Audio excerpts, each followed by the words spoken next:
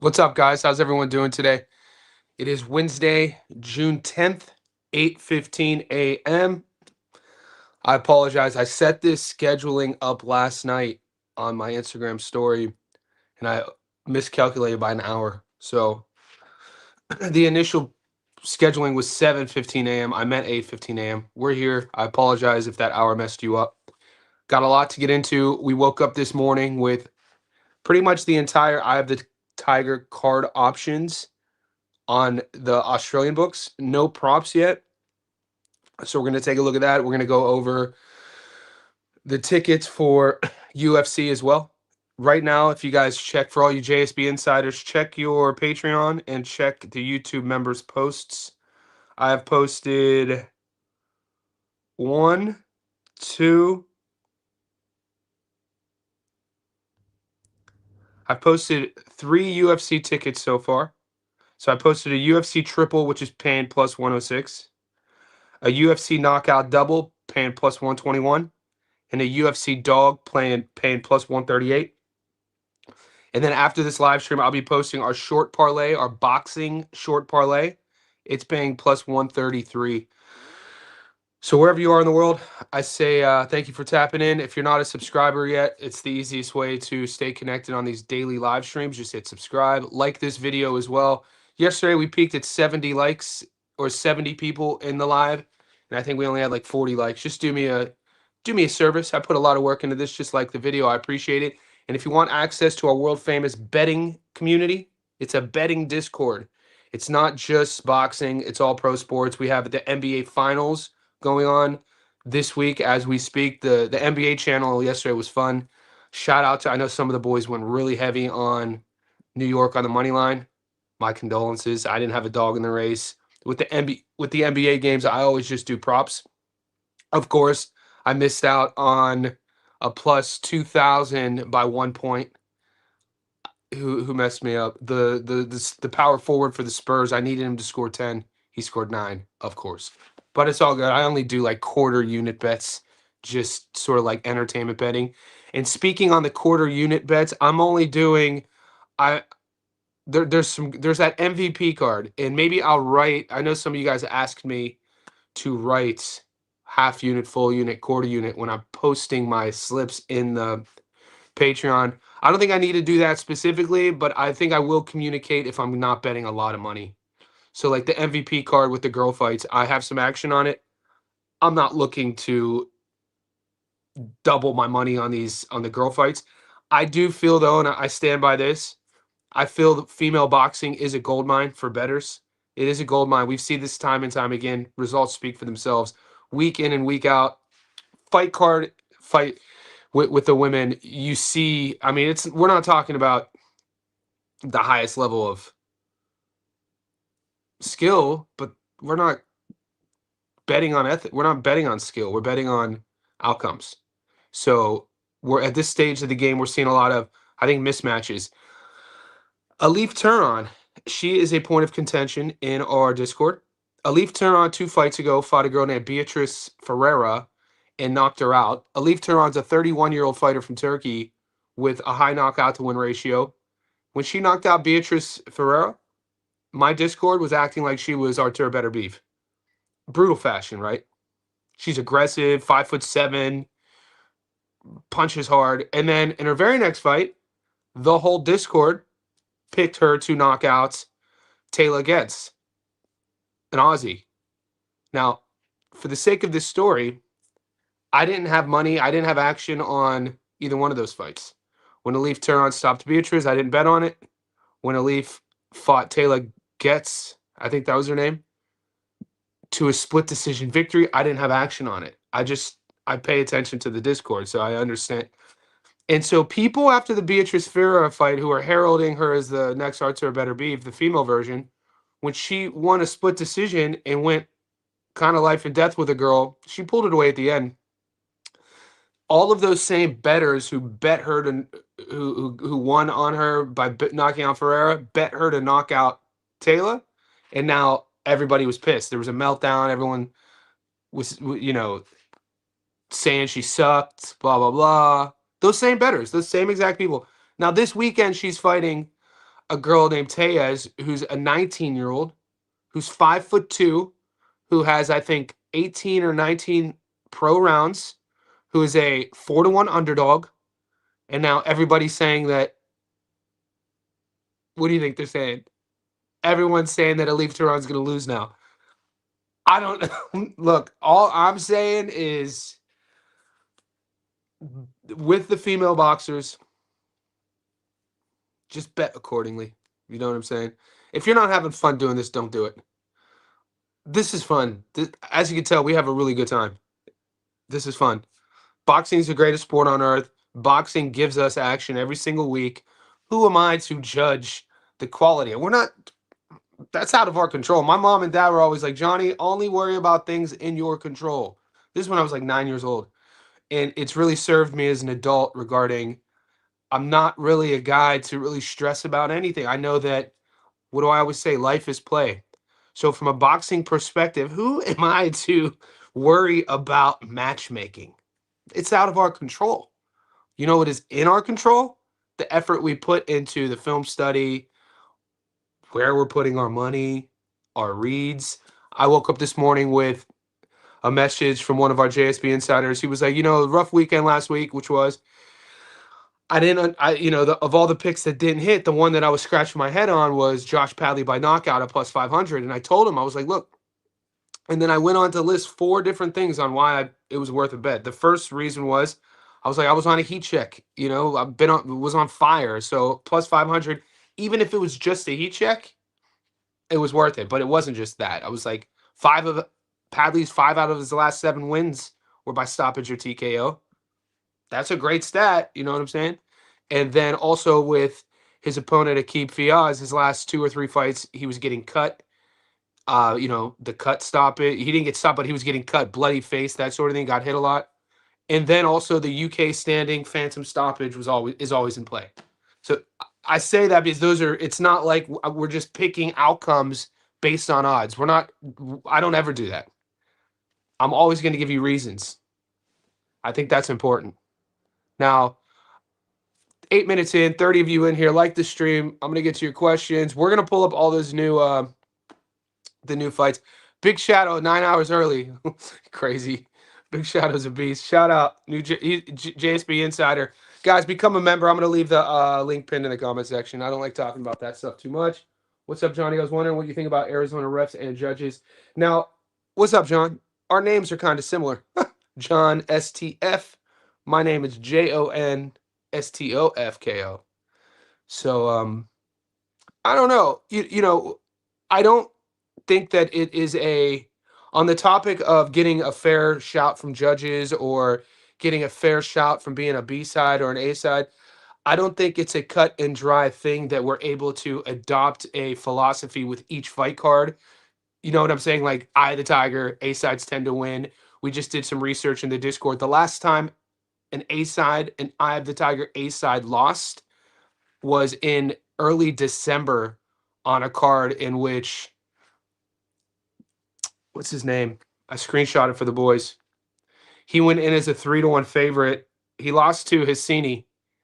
It was a guy who lost to Hassini. It was Alexander Gomont.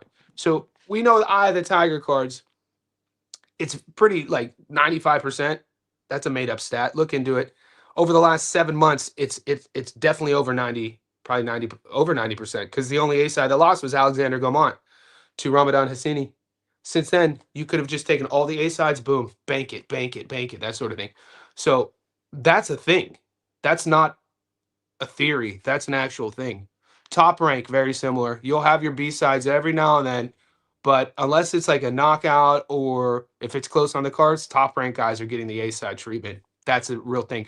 Arizona judges, I haven't picked up on anything. Maybe you could ask around the community. If you're in our Discord, ask that. We got some really smart guys in there. Maybe somebody picked up on something on that. I haven't seen anything or heard anything that Arizona is akin to Texas. We know Texas judges love Texas fighters. I don't know much about the Arizona Commission. Finding more value in UFC. What's up, Tipkin? Nice food video you posted on Insta. Made me hungry, boy. A cheese, dude. The cheesiest cheeseburgers. Tipkin is living in Russia as we speak. I think Tipkin's a Brit living in Russia, and he does these sort of like lifestyle vlogs. I like them. They're dope. I like that stuff. If you like travel, if you like cultural anthropology, how people live in other countries, follow Tipkin on Instagram. So the only reason those plays have come out early, it's Wednesday morning here. We have the boxing fights that start in 48 hours in Canada. My books just weren't offering those fights. Now they're going to slowly start offering. All my UFC plays are done. I got 3 UFC plays. There's only 7 fights, guys. I should also mention this isn't a traditional UFC card.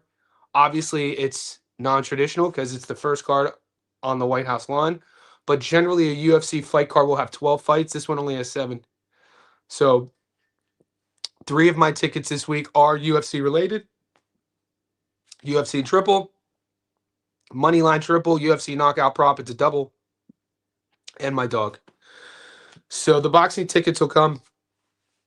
I do have that short parlay that's paying plus 210 that I haven't shared yet, but I have action on that. And then I got to find a UFC dog. I don't like forcing the dogs. The UFC dog on the UFC, or the underdog on the UFC, I like. As soon as I saw that fight made, I was like, if he's a dog, I'm jumping on him. And with boxing, last week we missed for the first time in 16 weeks. The week before we hit, but the week before that we didn't pick one. So if I like one, I'm going to take one. I don't like forcing it. There's going to be an underdog to hit this week. It's all about having that keen eye, being open-minded enough. Shout out to Barry Unboxing.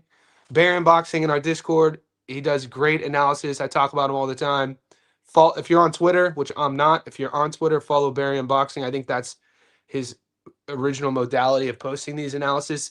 He thinks Alif Turan is on upset alert. He gives you great reasoning for it. Check him out. He's really good at picking the dogs. Alley Points TV, what's good, play? Yeah, we're going to pull it. I think so. We're getting, I just got another fight on the Eye of the Tiger. I'll pull it up right now. All right. Thomas Chabot is a guy who's coming. I think Chabot's coming off a draw or a loss. But I'll pull this up. This is like a get back gift at $1.27. So I'm not getting props on the Eye of the Tiger. But if you take Chabot, I've already researched Chabot and Sempedro, his opponent. I'll show you the evidence in a second. Fendero, we've been just ride Fendero. The thing about these Eye of the Tiger fighters on these A-side fights in Canada, we've just been riding them up until they get to the world level, and then once they get to the world level, that's where they'll either be found out or like Albert Ramirez. He's an Eye of the Tiger fighter, but he's not a traditional French Canadian. He's a Venezuelan guy who cut his teeth in the domestic scene in Mexico, who then signed with Eye of the Tiger. Like Thomas Chabot, Fendero, John Orobio, Stephen Butler. These are all French Canadian guys. Mehmet Unal, we've been winning money on his knockout props. This is a Turkish boxer, kickboxing background, aggressive striker.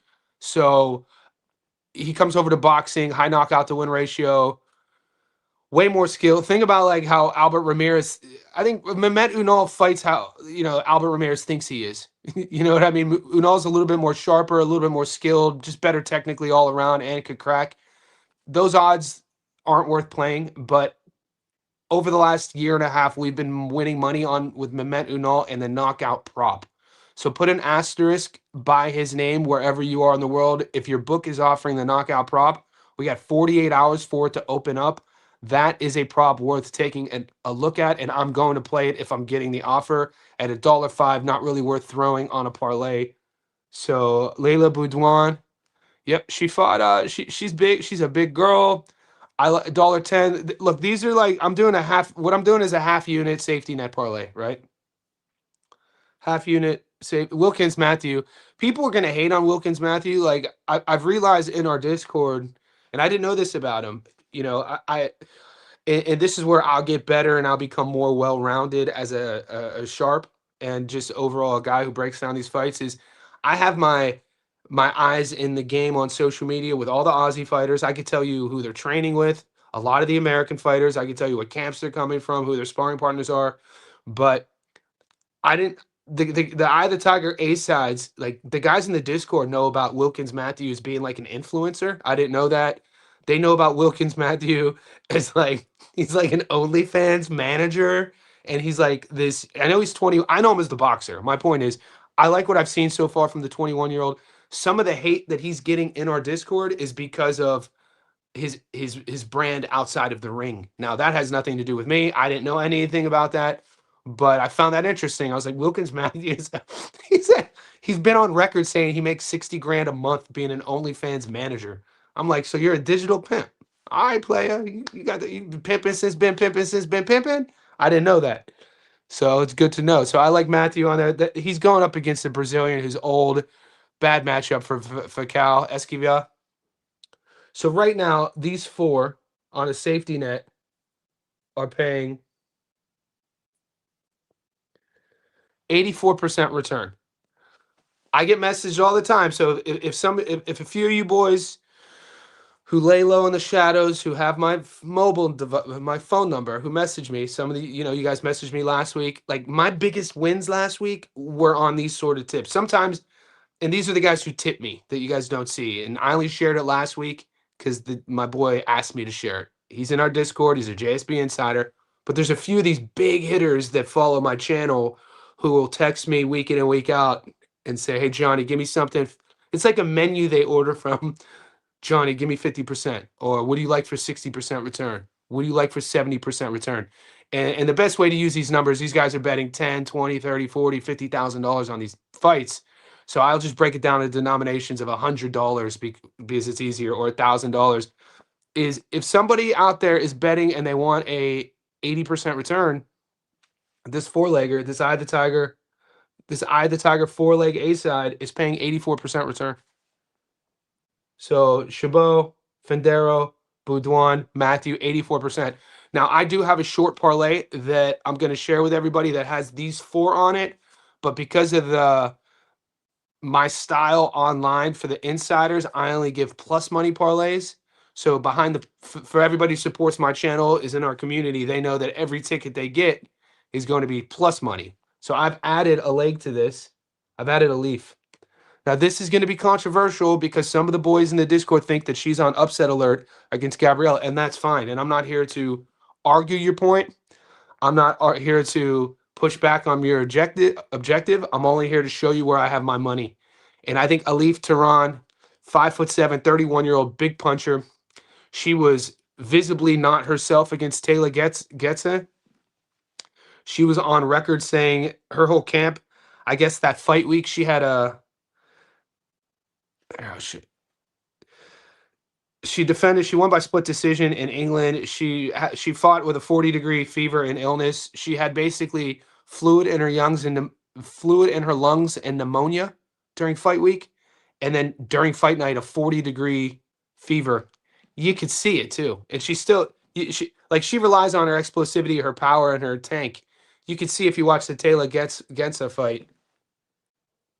Taylor Genson fight, she wasn't her. She was flat. Still managed a split decision. I thought she did enough late. I'm expecting Alif Tehran to look herself and to Auntie Alif to teach the little teenager a lesson. So that's a plus money parlay. That's a 5-leg short parlay that pays plus 125. So I do have action on this. I'll be making it known after this live stream. Putting it on record, me. Okay, let me see where the boys are at. Bamba Gonzalez money line. Are we getting Bamba? I like that too. Yeah, I like Bamba at $1.53 here against Perez. We talked about this yesterday on the live, guys. If you missed our live yesterday, I went live with Julius. He's a JSB insider. We were talking about this fight. We were bringing it up. Before we move on, I want to show you Thomas Chabot. I think this is a.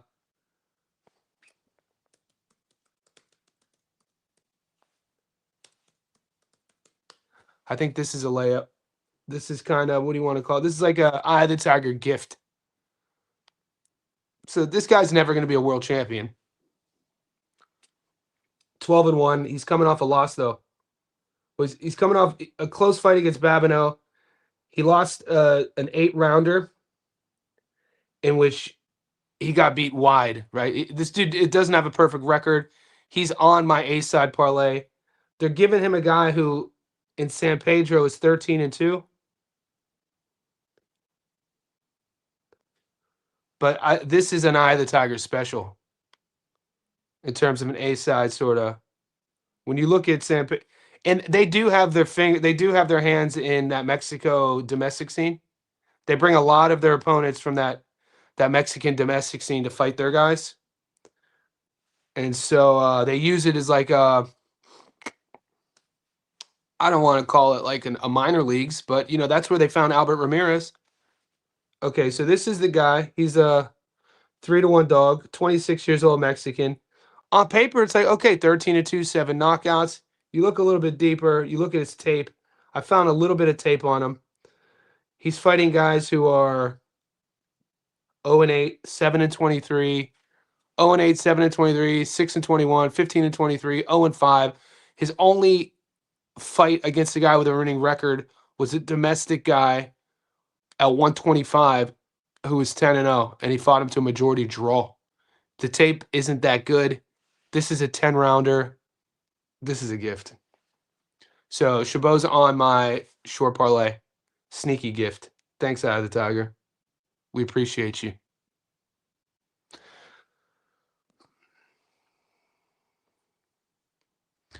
All right, guys, we're 22 minutes in. There's 52 of you in here. Just like the video, we're going to keep this going. Let's go. Excited for Bam. Yeah, so after I get off this live, I have to upload my Bam versus Vargas fight breakdown. So if you guys don't have notifications on my channel, just hit that. So what happens is when I do a scheduled in daily live stream, you'll get notified. And then when I upload one of my Stats Don't Lie videos, you'll get notified. The fight that I'm still 50-50 on, is obviously the rematch with Jordan Martinez and Popica. Because I think the element of surprise for Jordan, I think a lot of Jordan's success in that first fight was the element of surprise. Popoka came out cold. He gets dropped early. Jordan Martinez's speed was on full display. And Popoka was like, I'm talking about Arturo Cardenas. He was kind of like a deer in the headlights for the first half of that fight. The crowd, I wasn't expecting that crowd to be totally on the B side. So I'm expecting adjustments. And right now, Jordan is plus money. But after rewatching that the first fight and seeing how it was ending, and then revisiting the fight camp with Robert Garcia and seeing, Cardenas, looking at his social medias, I think I'm leaning Cardenas in the rematch. I think that he comes from a camp that could be able to negate that wave of speed early on with using his range and his timing and his feet. You don't have to, as you grow, as you increase levels in boxing and you're being matched with guys who are getting, on your level, you have to remove the ego element. You can't fight every guy the same way like you did when you were coming up through the domestic scene. And I feel this rematch, Cardenas will be the one to level up from what happened in the first fight. I also think Jordan Martinez's first fight was kind of like, I think that was, I don't know if he's going to be able to duplicate that. And even if he is able to replicate that performance, I think Cardenas should be able to make the proper adjustments to win on points. So right now I'm 60-40 leaning Popica on points. The fight to go the distance I like a lot. Let's see if we're getting odds.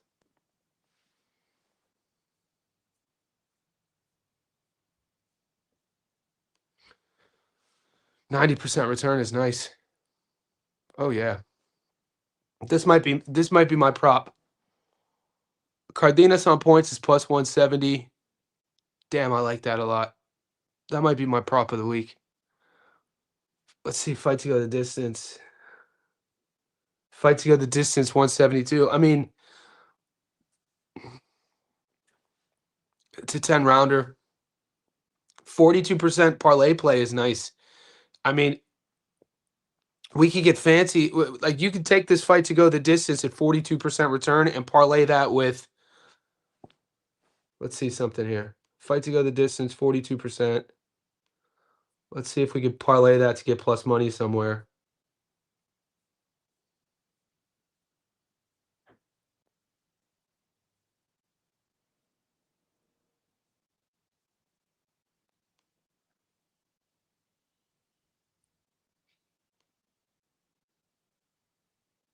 Bro, what do you guys think about this? Bomba on the money line, paying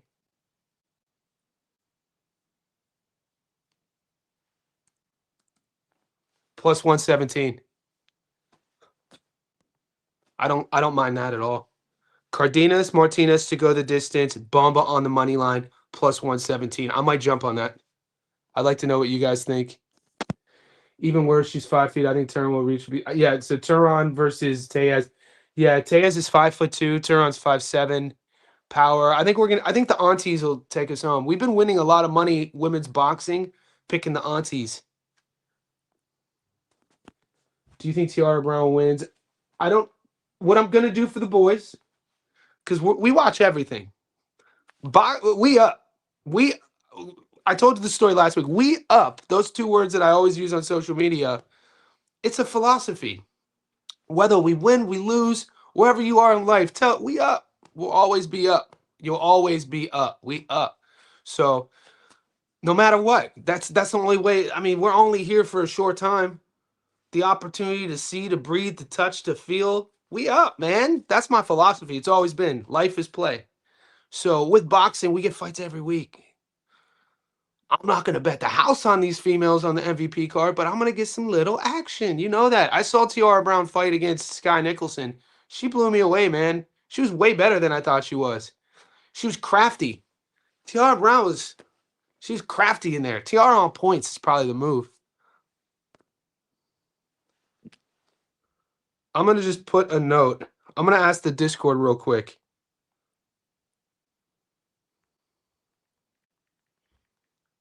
Thoughts on this double? Cardenas versus Jordan to go the distance. Distance is $1.42 with Bomba money line is $1.53.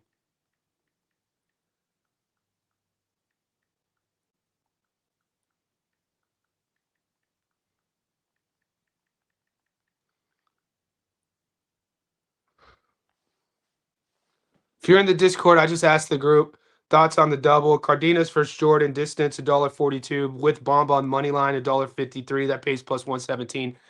I really, of all the fights this week so far that I've looked into, I like that, man. It speaks to me. It's like, Johnny, what's up? I'm like, what's up, Leia? How you doing? I was like, we doing all right. Plus 117. Over Vargas, I'm in. Rodrigo, the thing with the Mehmet money line, though, it's only $1.05. I guess it's like, do you guys have a crypto wallet? If you have a crypto wallet, you would know what like crypto dust is. It's like dust. At least my crypto app, I use just the OG crypto.com.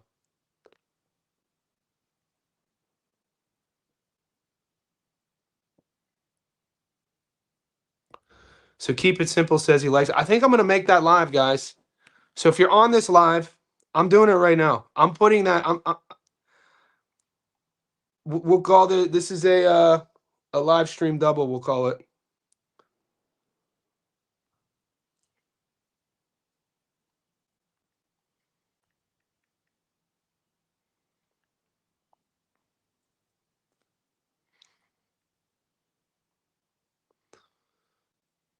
So we like Bomba on the money line. Cardenas Martinez to go the distance. Plus 117. All right, I made it live. I'll share it in the group.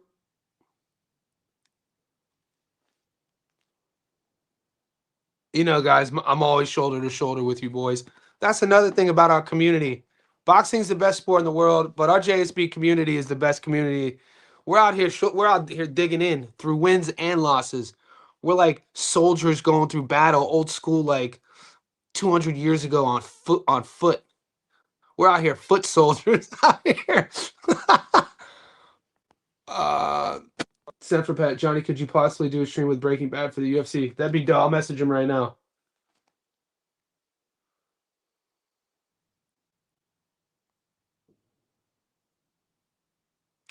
I know a couple of Nick's takes on Twitter went viral in our Discord.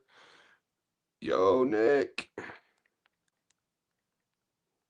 you free for a UFC live stream this week?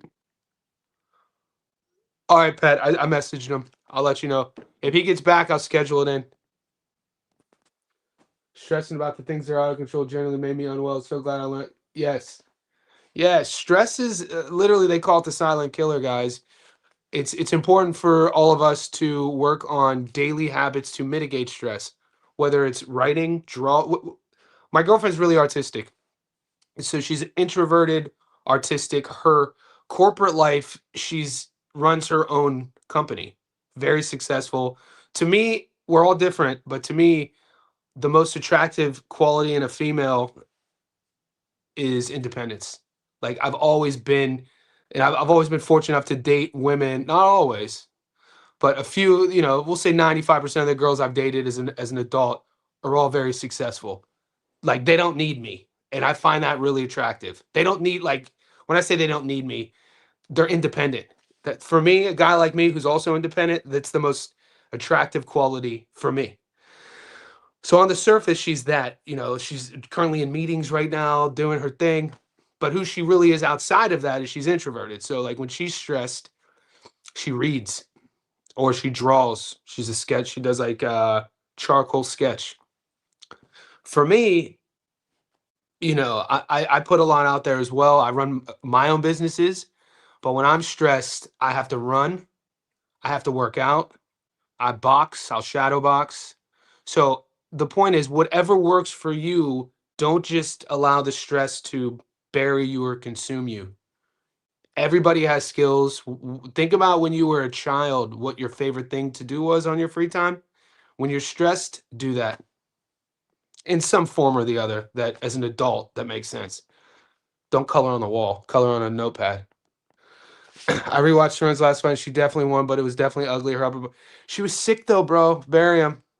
She was not well. Not well. And maybe people were underestimating Taylor Getson. The one thing I should say about Australian females, and you guys who watch female boxing, like all of us, is that, and this is coming from a strength and conditioning coach.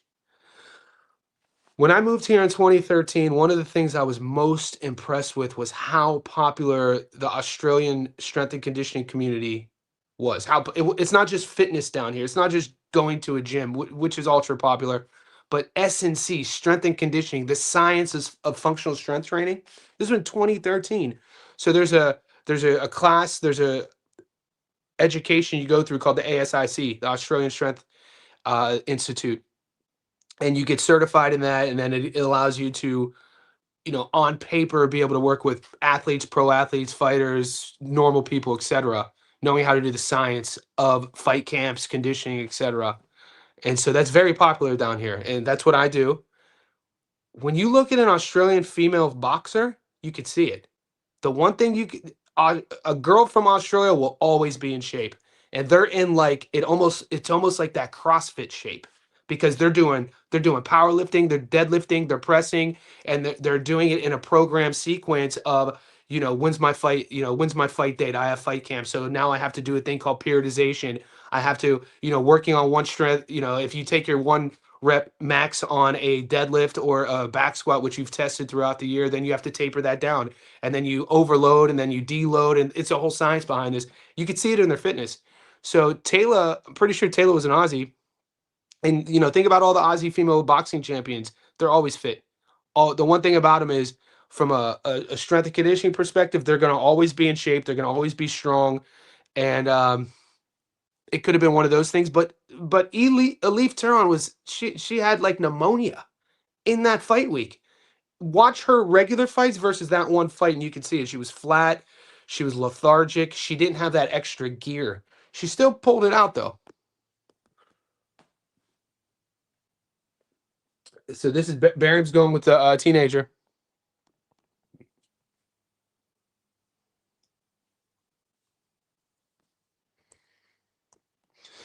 I checked all that because in 22 there's legit been no upset. Yeah, the only upset. Thank you, Az. Thank you, Self-Made. Best community in the world, hands down. The smartest, most well-researched boxing community is the JSB community on in our Discord.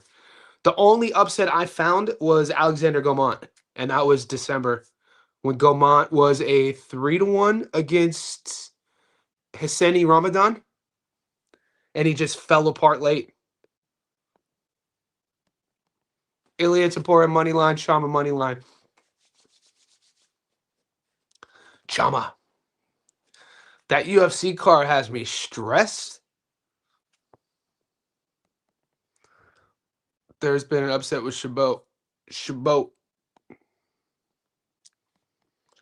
I got word that the Mason brothers are trying to outshow the Davis brothers. They're calling knockouts.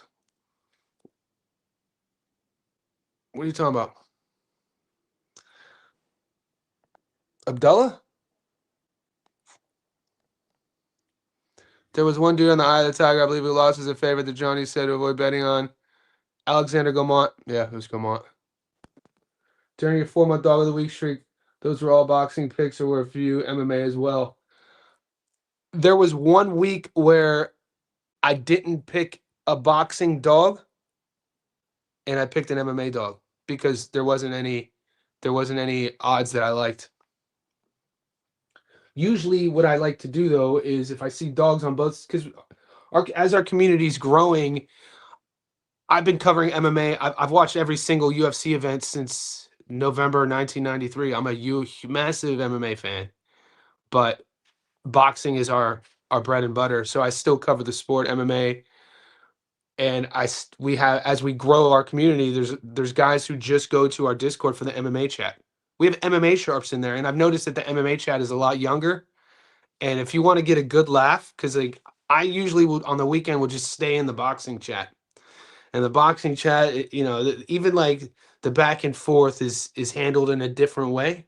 The vocabulary. What I'm trying to say is, you go to the MMA chat during a UFC fight.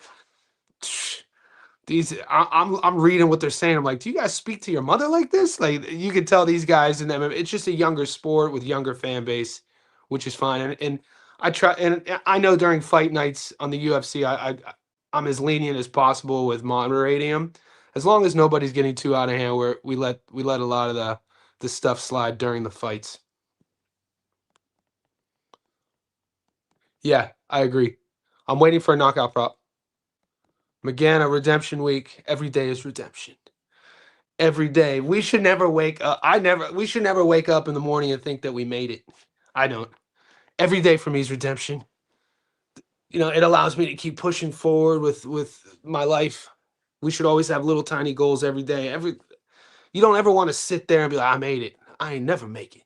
I ain't never arrived. That's my philosophy. I've never arrived. I'm trying to determine if Sugar will knock out the Canadian. He's fighting a really tough. He's fighting Amon Zahabi. Amon Zahabi is Firas Zahabi's brother. Amon Zahabi had, the UFC signs Amon, I think, when Amon was 30. I think Amon's 38 now. But he's a TriStar kid. TriStar is the camp that produced George St. Pierre, the camp that produced Rory McDonald. TriStar, Firas is only my age. Firas might be a year older than me. He's a savant in the realm of MMA coaching and MMA game planning. So Zahabi, I feel if Amon Zahabi wanted to grapple Sugar, he would. But Zahabi's found his most recent success with this fight winning streak he's on striking. He's a technical striker, but he could grapple. This is what they're known for, wrestling. So TriStar, he comes from great pedigree. I do have Sean O'Malley. I think Sean O'Malley's sniping from the outside and mixed with Zahabi's willingness to strike. Zahabi sometimes fights with a bit of an ego. I think O'Malley will be able to take advantage of that and hurt him. And so I like O'Malley on the money line. He's been dropped by older guys. Yeah, but Josie Aldo is one of the greatest fighters to ever live.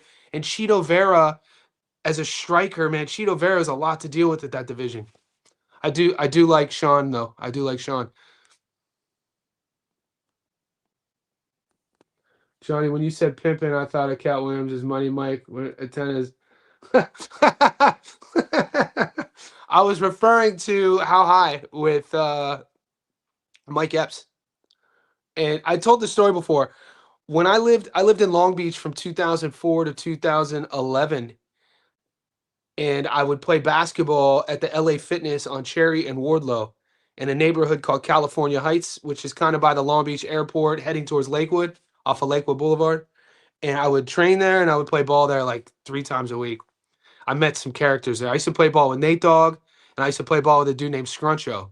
And Scruncho is a stand-up comic from Long Beach, and he played the assistant pimp in the movie How High. No one say that now, Netta, like you say now, Netta Potter. I don't even know what that shit means, but it sound good. And that's what I was. That always lives rent free in my head. Comedies from that era always they're always there in my brain. That's the way my mind works. If I'm speaking, it triggers something. Johnny, since you started getting in the overs, I know. This is my first week, bro. This is my first week. I did. Sent from Pet. Look at the tickets, bro. That was my first ticket. So right now for the JSB Insiders, if you look at our plays, the only boxing play that I have live is Bam versus Vargas, the over 5.5.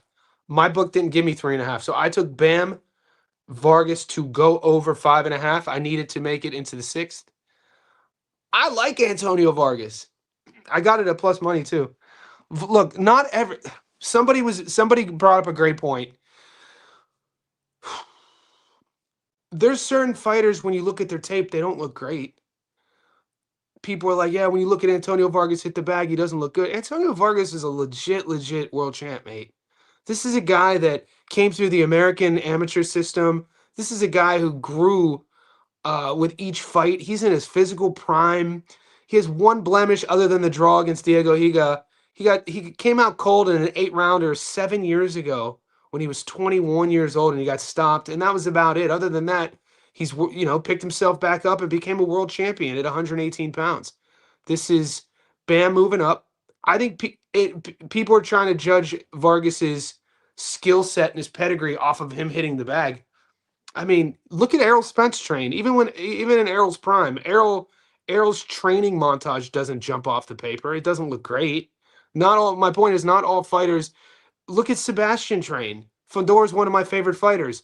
Fedor's train, it doesn't look great. Some guys do look great. Then you look at guys like Floyd train. Floyd looks great in the gym. You look at Shakur train. Shakur looks great in the gym. Even some of Bud Crawford's training montage work, later on in his career when he hired, I think, I forget his name, his social media guy. His work doesn't, you can't, don't judge a guy off of their training montages with what they look like in the ring. What Vargas does really good, he has good power and he has good timing, and he has faith in his offense. Having faith in your offense and being able to mitigate distance. Now, yeah, Bam's footwork, Bam, some of Bam's most viral moments is that little skip step slide he does. He had a couple knockouts with that punch. But we've seen Bam hurt before. We've seen Bam dropped before. We've seen Bam have to pick himself up before at smaller weight classes. We've seen Bam get his jaw broken before at smaller weight classes. So I think Vargas at 13-1 dog is super disrespectful. I think this probably is like an 8-1, maybe 6-1.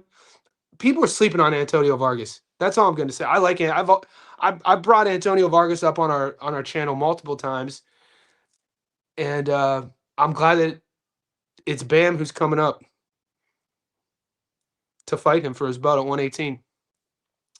Don't look past Vargas, man. Bam's already doing interviews. For the first time, I've seen a sort of, and this is probably the media's fault, a kink in Bam's focus. Bam's talking about fighting Takuma and Naoya Inoue. You better get past Vargas.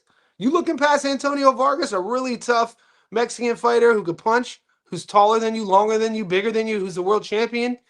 You've never fought at this weight class before. You're gonna be the smaller dude. I mean, you better not be looking past Antonio Vargas. That's all. It's boxing. We've seen this happen before. People think Vargas is just going to come and get pushed over. I don't think so. I think he's going to be tougher than people think. I'm banking on it. At least be as tough to get into the 7th round. Let's go. I like Bam 7-12, 143. I like that too. I like that too. I don't think we're going to have a 1-round knockout situation. I don't usually play no plus money, but I'll phase on it till win gives me 86. Perfect. So this self-made's one of these men who heavy hitter, heavy bankroll. This is the thing. I'm very interested to see the Mehmet Unal knockout prop. Because if we're getting the Unal knockout prop, and hopefully I didn't jump the gun early. We got Bomba on the money line, Cardenas and Martinez to go the distance. Those two together are plus 117. I mean, we could have thrown a sneaky. If Mehmet Unal knockout prop is $1.40 or more, you could sprinkle that and you're at plus 200 territory. Yeah, Tejas is young. She has 19. She has like 20 pro rounds. She's 5'2". I mean, Auntie Turan could crack. Auntie Alif could punch. Auntie Alif is legit, dude. Who's your favorite prospect? John Arobio on this specific card. I wouldn't really call Mehmet Unal a prospect. Mehmet Unal is 34 years old. Mehmet Unal is a legit contender at light heavy, right? Light heavy or cruiser. He's a contender. Prospect, you got to go the 21-year-old Wilkins Mati. My favorite prospect / contender now under the Eye of the Tiger banner is John Arobio. I've been high on Arobio for 2 years. He's still so young. That kid's aggression, his size, his physicality, his speed. Not every fighter has that sort of blood in the water killer instinct. Boy, if you've never seen Arobio fight, he just fought last week, so you're gonna have to wait a few months. John Arobio, put an asterisk by his name. When he sees you starting to wilt, boy, he pours it on. A little bit wild, but he can rein it in. Not the most accurate puncher, but he can rein it in. But his ferocity, his viciousness, his determination to get you out of there, you just don't see that all the time. What do you think of Moreno Fendora? Wins us money every time he fights. Moreno, look, guys, this side of me that you get, the side that the insiders know of me that you get, my number one goal, the reason why I'm here is to win us money, to pick accurate winners. My goal isn't this version. Now, off camera, my narrative about certain fighters will be a little bit different. If I'm, at the fight gym and I'm talking to a guy I just sparred, will be, the conversation won't be about gambling. A lot of guys don't even know, like, I don't even tell people like about like the crux of this. So my job isn't to sort of judge and dissect a fighter's potential.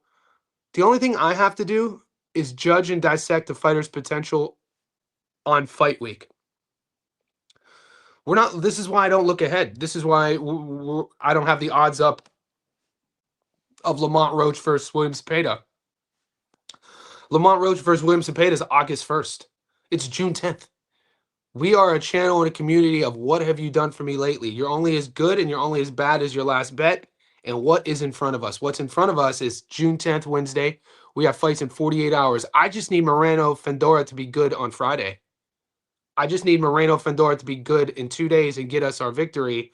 And up until this moment in his career, he's always done that for us. Johnny, do you analyze your bets overtime with the spreadsheet data? No, I have everything saved. It's not too nerdy. You'd be shocked. I'm a nerd though. Dude, I write books. How much nerdier could you be than to be an author? Like, I used to have to hide my nerd from all my athlete teammates. But I'm a writer. I'm a reader. I write everything down. I'm more of a hands-on guy though. So I have I probably have 10 of these 10 of these notebooks filled. I'm like an old school guy who writes. I write everything down. Martinez is now a matching fighter, and with the hometown crowd behind him, a crowd who felt he was robbed in the first one, they're going to feel like the third man in the ring on Saturday. Great fight. It was a great fight. Yeah, I think I'm taking the distance. Bro, he felt like the hometown fighter, and the crowd was with him in the first fight. The crowd was 100% behind him in the first fight. That first fight, rewatch. You're talking about Jordan. How is the Cardenas fight over 330 and the fight together in 250?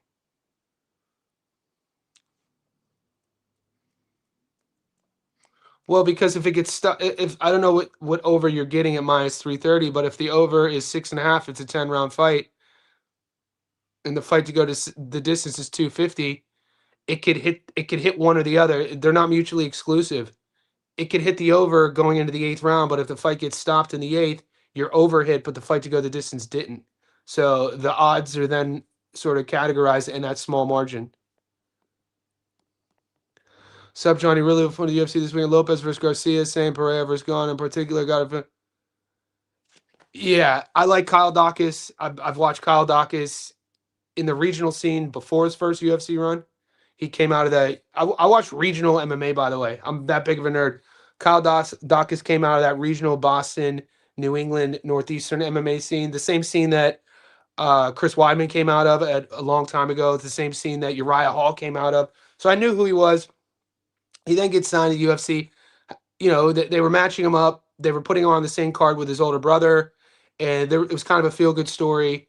And then he won a few fights, lost a few fights, gets cut, goes back to the regional scene, went on a winning streak, gets signed, has a good win. And this is a really tough kid. He fought himself back into this fight. He's fighting at the White House. Bo Nickel's a motherfucker. Bro, Bo Nickel's a super athlete. I don't like that. That dude is an animal. I think he's going to steamroll Dawkins. I think his athleticism, his speed, his power, his explosivity. I don't think he's going to play around on the feet. I think he's going to know what he has to do to get the job done. This dude is a proud American. They're at the White House. Dawkins is a proud American. I think we're going to see the best Bo Nickel. Though I have Bo Nickel on a parlay. This kid's a super athlete, dude.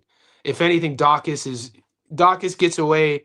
Dawkins butters his bread with his grittiness and his sort of awkwardness. He's long, but from an athletic perspective and a skill set perspective, Bo Nickel is one of the greatest U.S. amateur wrestlers ever.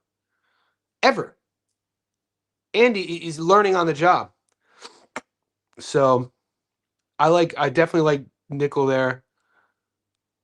I currently don't have action on Pereira for his Gone. It'll probably be a prop bet for me. And Steve Garcia is my dog of the week.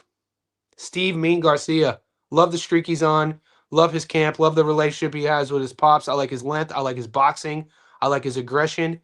And I remember watching Lopez, Brazilian kid, came to Mexico. I remember watching Lopez on the regional scene for the LFA. And Lopez is a guy, before he became a star in the UFC, was getting stopped in the LFA. I remember he got stopped in the LFA.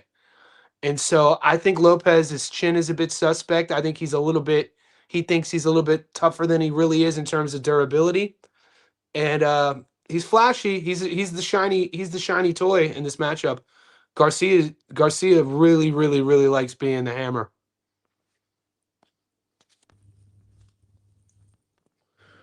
People are sleeping, bro. I love this fight. Dude. Eddie Berlanga just got signed to fight Steven Butler. Bro, I absolutely love this fight.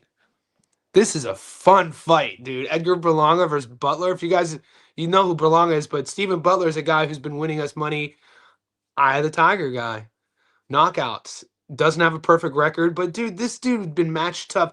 Steven Butler's a guy who went pro, I think, in his late teens, who, young father, married, doesn't have a perfect record, but a lot of those losses he has, it's due to his style.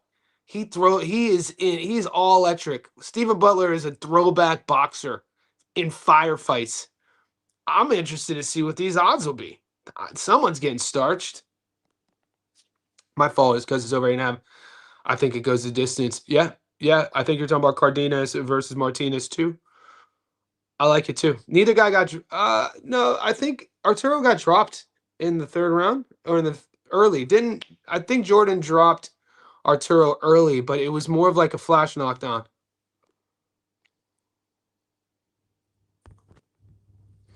I didn't hear about this. I think Fiziev is a better striker than Ilya. Two totally different strikers. Rafael Fiziev is a guy who cut his teeth at Tiger Muay Thai.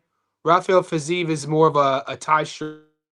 He's striking with a lot of spinning techniques. He's striking with his shoulders squared up, with his hips squared up. He's checking low kicks. He's checking things here, and he's trying to spin on you. Ilia Topuria is more of a bladed stance. Ilia Topuria is more of a boxing striker.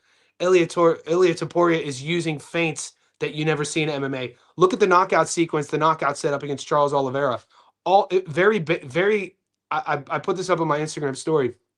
That knockout sequence against Charles in the middle of the ring was a complex MMA sequence for boxing, but very basic boxing knockout sequence. And Charles Oliveira showed his super low level boxing in that, trying to throw his backhand off of a jab and got knocked the hell out with a 1-2-3 combo.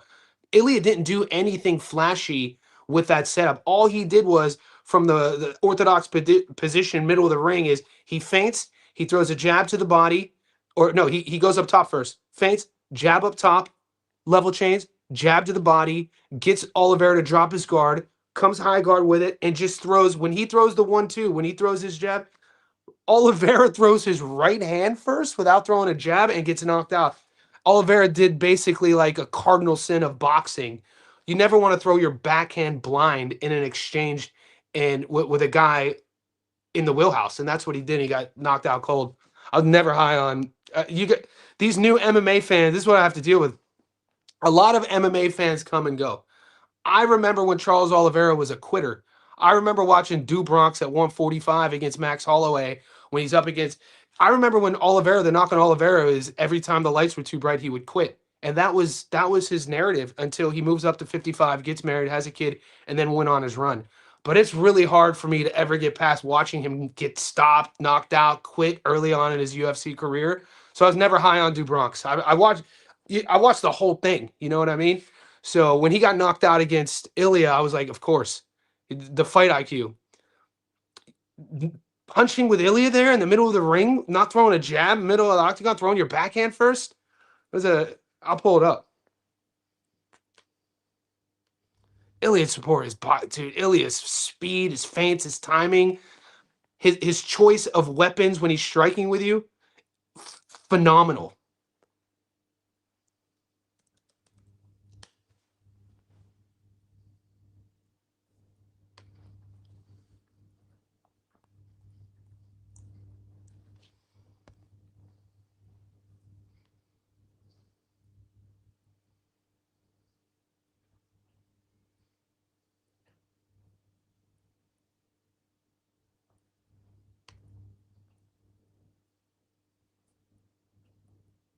This is the White House claw.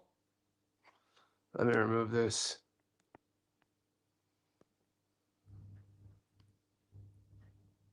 Sammy Goodman versus Ramon Cardenas. This is a good fight. Watch. Watch Charles. Throws his right hand. Ah, damn lag. Charles doesn't even throw his jab out there. Level change, jab up top.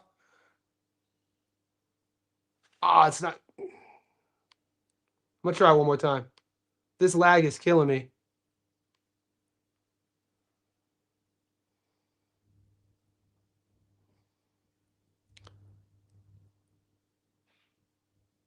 I don't know. You're not seeing it. Go to my Instagram story. You can slow it down. He did in boxing what you would never teach.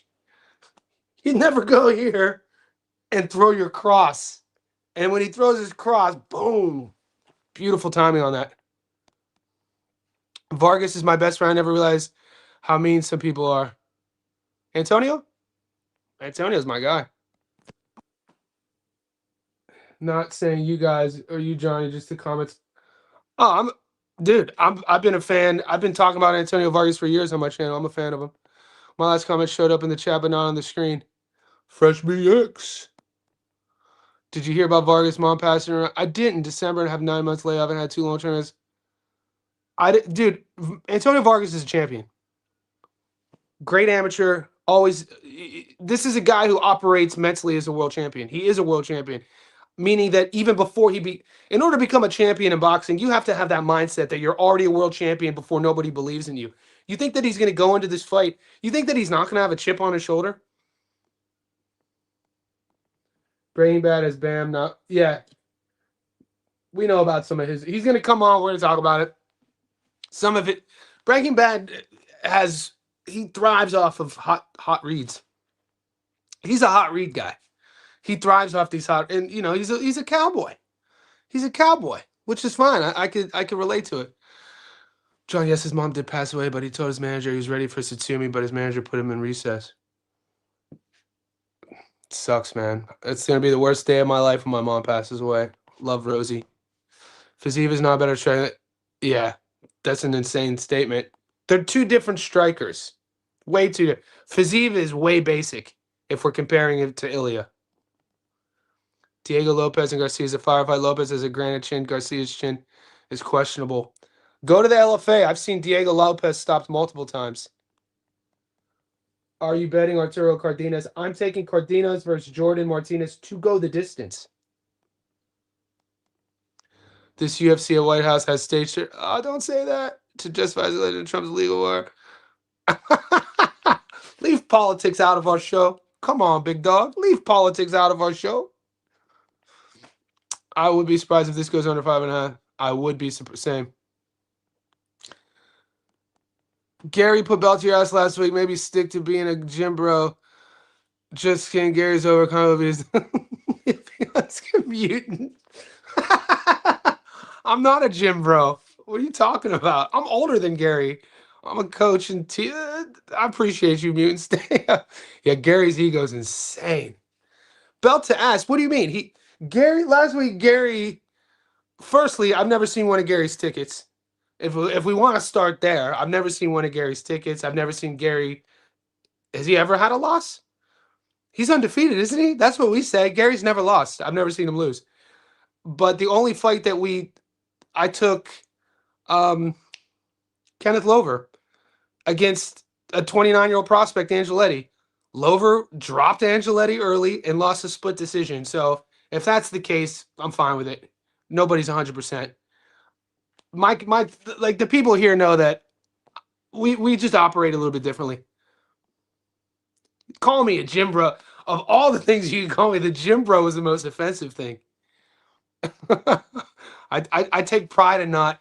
I built my own gym in my house, so I don't have to go in public and train. We're getting props for Wilkins cards. I would love Wilkins Fedora knockout. Sent from Pet. We're doing another Eye of the Tiger knockout. Let's go. I smashed the distance on Bam. Ooh, let's go, brother. This is you just told me yesterday your name, Willie. You're Willie in our chat? Or you told me last time in the live stream your name in our chat is different from it might be Wiley. The interviews confirmed it to me. You can't be Tom, but yeah. Bro, I gotta be honest with you. I'm a Bam guy. I'm an Antonio Vargas guy. We're boxing guys. All of us. I think as winning consistently in this game, you can't be a fan of a fighter. You can't be betting with your heart. You have to bet with your wallet. So you have to be able to criticize every fighter. We can't be captured by a cult. Like one of the boys brought up politics earlier. My biggest issue with politics, which a countless list, it's just a dirty game. I mean, what kid ever grew up wanting to be a politician? You know what I'm saying? It's like nobody grows up wanting to be a politician. Sociopaths. Is the issue with one side or the other, or whichever side of the aisle you're on politically, is you can't talk bad about whatever side you're on. That's a call. If you can't criticize your leaders, if you can't criticize your fighters, if you can't criticize your politicians, if you can't criticize, you're not in an open thinking community. You're in a cult. You have to be able to criticize. So from a betting perspective, even though I'm a fan of Bam, I have to be able to criticize him. It's the first time I've seen him doing media that he was. It's a dangerous game to play at the world level, no matter how good you are, to look past an opponent.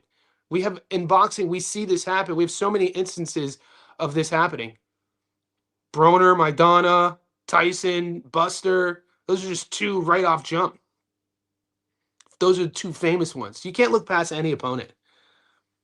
Hearing Bam not talk about Antonio, but talk about Takuna Inoue, and then fighting the brothers, I was like, what? Now, I don't know how much of that was a softball served up media sort of thing. That probably, you know what I mean? And he's just answering questions. And then that's the way it was. That's probably what, and it was fed to us that way. You still got to talk about it. Hopefully, we can run a higher underdog. What's up, Jerry? We're going to come back, brother. 4 months in a row, bro. Like 4 months in a row is insane. Youngin, Australia, Sydney in the house. What's up, playa?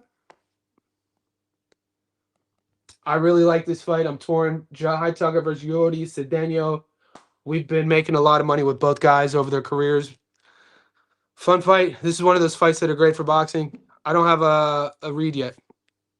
I don't have a read yet. They were saying Berlanga will be a heavy favorite. If so, bro, Berlanga versus Stephen Butler, man.